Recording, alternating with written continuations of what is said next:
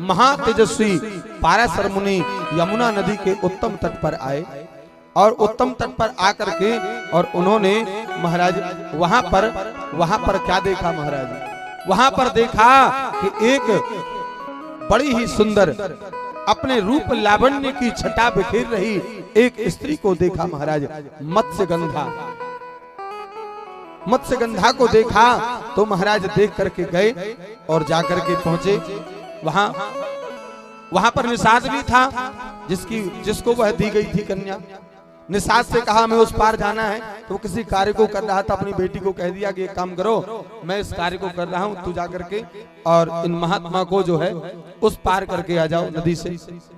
वो चली और जैसे ही वो नाव में वशिष्ठ जी महाराज बैठे और नाव चली, नाव चलाते चलाते लेकिन उस नवी यौवना को देख करके और महाराज कहते हैं प्रारब्ध बस जो है मुनि महात्मा वशिष्ठ जी जो है महाराज, वशिष्ठ जी के वंशज जो महात्मा हैं वो महात्मा महाराज उस नवी यौवना के दिव्य छटा को देखे अपने आप को रोक नहीं पाए और मोहित हो गए।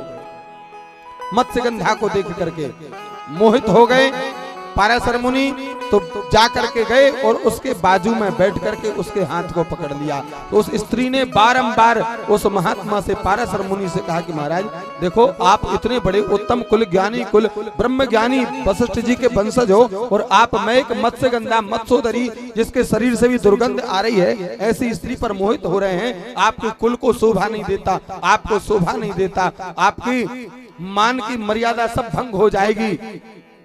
बहुत प्रकार समझाया तो पाराशर मुनि ने क्या किया बताया महाराज, अपने तेज से उस मत्स्यगंधा को समस्त प्रकार से महाराज उसके स्वरूप को और सुंदर बना दिया, उसकी जो दुर्गंध थी सबको दूर कर दिया और कहते हैं मत्स्यगंधा से उसे योजन गंधा बना दिया।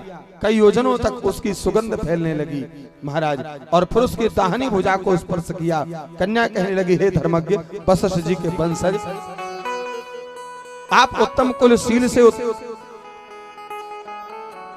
संपन्न हैं, एक बात बताइए कि आप धर्मपरायण ब्राह्मण हैं, लेकिन इस प्रकार आप कामासक्त हो रहे हैं एक साधारण पुरुष की भांति, ये तो गलत बात है, ये तो बिल्कुल गलत बात है। जब बहुत प्रकार से उसने समझाया तो कहे तुम क्या चाहती हो। पाराशर मुनि कहने लगे तुम मेरे साथ संसर्ग करो। और महाराज उसने कहा कि हे महात्मन, मेरे पिता, मेरे गोत्रीय, मेरे सखा इत्यादि सब विद्यमान हैं यहाँ पर और आप इससे इस प्रकार में संसर्ग करूं ये उचित नहीं है, उचित नहीं है, दृष्टिगोचर हो गए।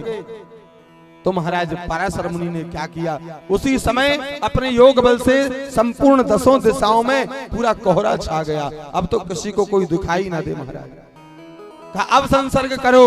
उस कन्या ने हाथ जोड़ लिए, महाराज मैं अभी कौमारी अवस्था में हूँ, संसर्ग करूंगी संतति हो जाएगी, महाराज आपका उपहास होगा और मेरा भी उपहास होगा। तो मुनि पाराशर ने कहा कि देवी मैं अपने तपबल से तुझे यह वर देता हूँ कि तू कन्या ही बनी रहेगी, कन्या ही बनी रहेगी। अब जो कहा उसको महाभाग, उसने कहा कि महाराज आप ऐसा वर दीजिए कि मेरा यह कन्या व्रत भंग ना हो। पाराशर मुनि ने वही आशीर्वाद दिया, वही वर दिया महाराज।